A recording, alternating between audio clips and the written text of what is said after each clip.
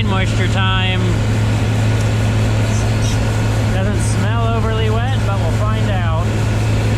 Got ourselves a good big scoop. Press the button and we're waiting. We're waiting some more, but we're watching it flow in real big and heavy.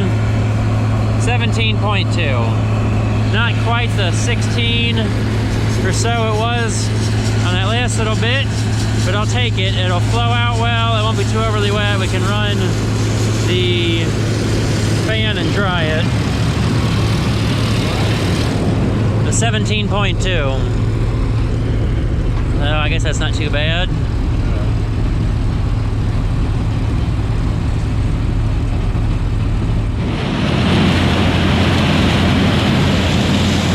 Well, we have the sun door back, sort of. We gotta get the machine in action. So I'm happy with that moisture. It's a lot better than it's been the last couple years. Corn is standing fantastic. It's not losing tassels or anything.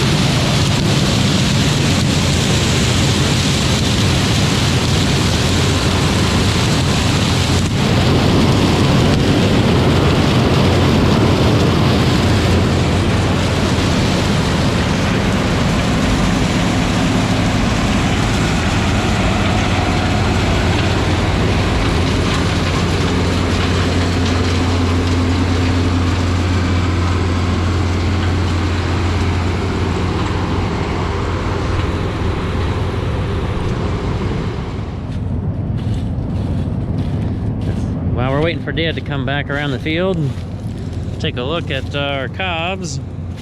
It's a fairly whole chunk of cob, you know, maybe only broken by the straw chopper. So they're coming out fairly whole. We don't have the rotors set too tight or anything. We're not grinding up the cob. So we're getting say good threshing action inside.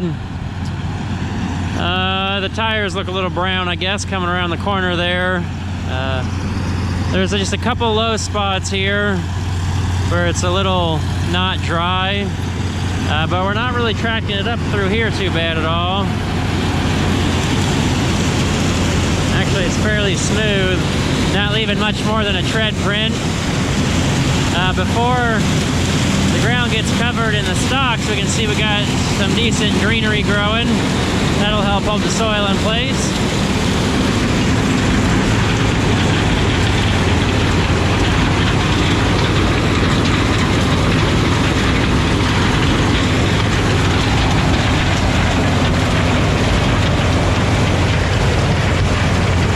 Less dusty compared to beans.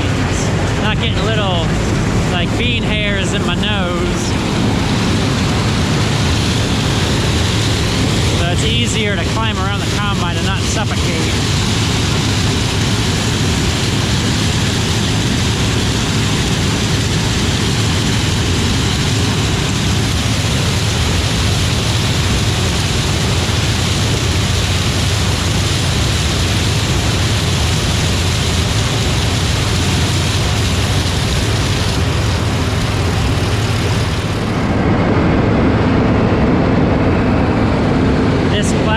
Back here is fantastic for stuff like this.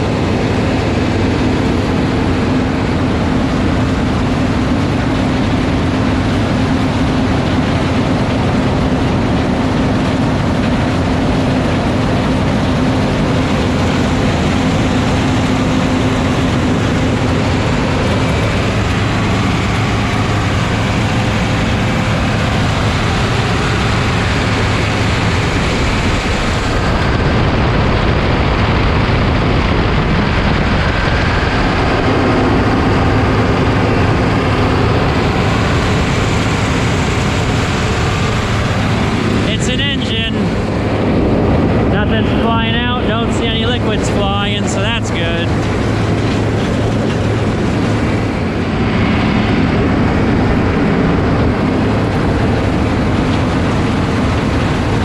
So one interesting note, like just in front of the engine inside the combine, and kind of under it, is the beater that's right behind the rotors. And when you stand right here, you can feel the cobs hit as they come out of the beater.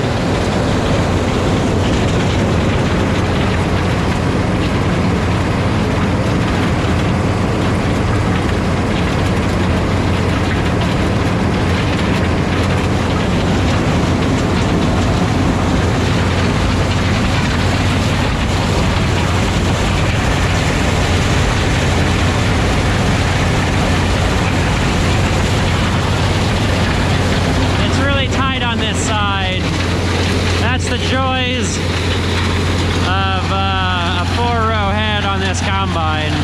The tires are set wide, and the tires are as wide as the head. And we've only got a wee bit of clearance on either side.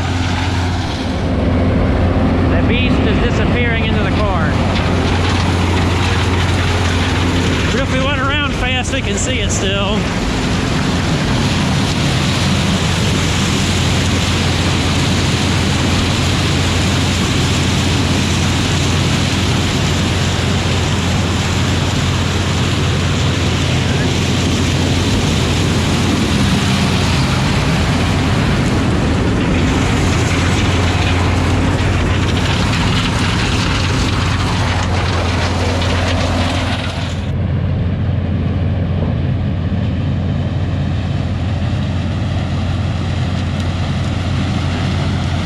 We can hear the combine, and we'll see it emerge like a wild animal out of the jungle.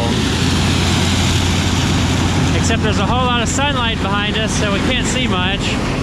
We're gonna have to work that better to match the lighting situation, like from the other end of the field. The rows are a little short in this one section.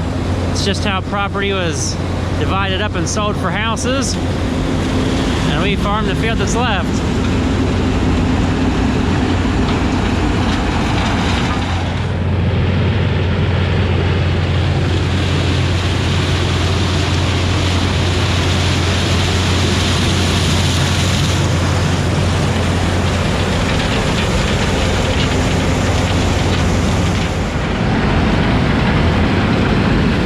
Yeah, this little acre up front goes really fast. For 1 acre, it does pretty good. The field keeps going farther back and the rows get a lot longer.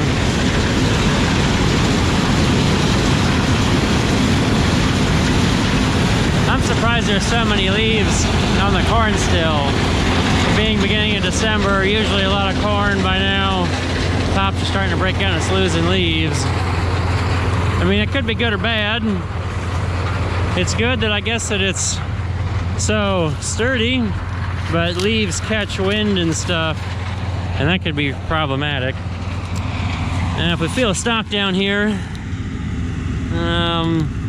that's still damp inside. That's what I don't understand about everybody making like corn stalk bales. I guess there's a lot of dry material in the leaves, but if you're getting stalk, there's a lot of moisture. I don't know if it dries out in the bale, or the whole point of the corn stalk bales is bedding. It doesn't matter if it's moldy, maybe. I've only made corn stalk bales once or twice. I didn't think about this back then until like now. Just because that was so long ago when we tried to make corn stalk bales. Finally, we get to see the other side of the combine. The problem is we got the ladder on the one side, and I guess we didn't fold it up, so we just kept going in circles around the outside edges.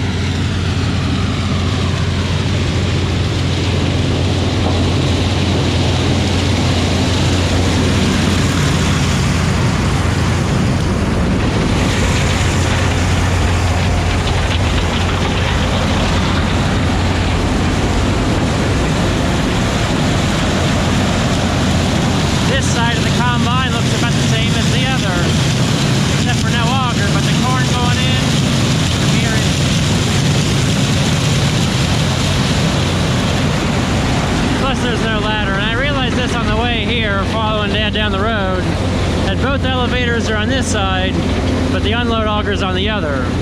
I guess that's like a weight balance thing, so it's not too heavy on the auger side.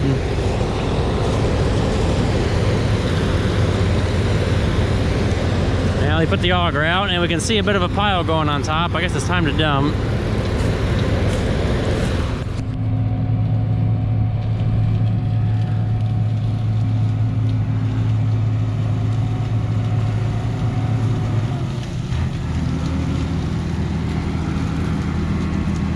Let's see, Dad spent yesterday driving and unloading into the truck.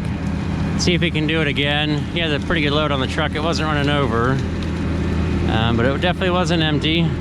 This corn being dryer does flow really well, so we can't pile it like wet corn. Wet corn's how you get 400 bushel on. Except once they shrink it at the elevator, it's not 400 bushel. But weight-wise, when it's wet, it is. We're talking like 20+% corn. Right now, so probably, if you get a nice, comfortable full load, it'll be about 350 bushel of corn.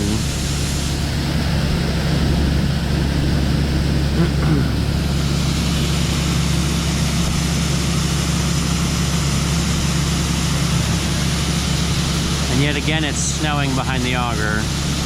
I mean, I guess it's fitting for December. It's December 4th.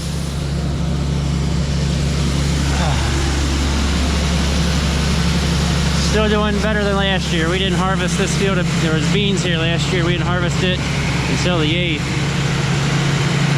Of course, we might have had COVID going through the household, slowing us down a small bit.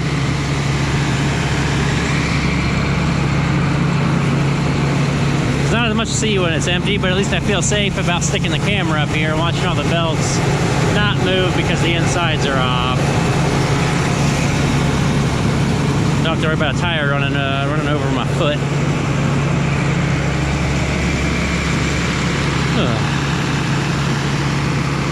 Gets us all in the festive mood, right? Hopefully the wings show up on camera. And we can even keep a cob for our corn cob pipe. Could make a good snowman nose.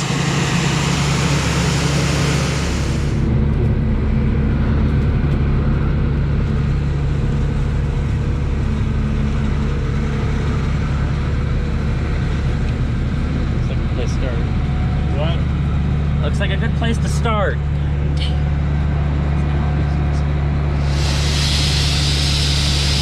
Well, yet again, it seems there's some in the combine, but we don't need a full dump to fill the truck because there's some already up front we can't see from this angle.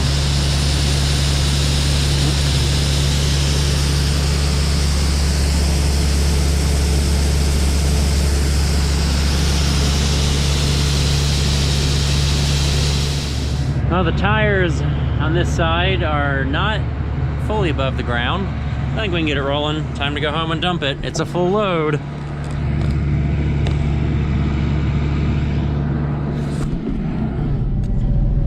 Well, we're about ready to roll it onto the road. It wasn't too bad to get it out. Unfortunately, couldn't see much from here in the cab. But, we made it. Away we go. Good thing it's a downhill out of the driveway.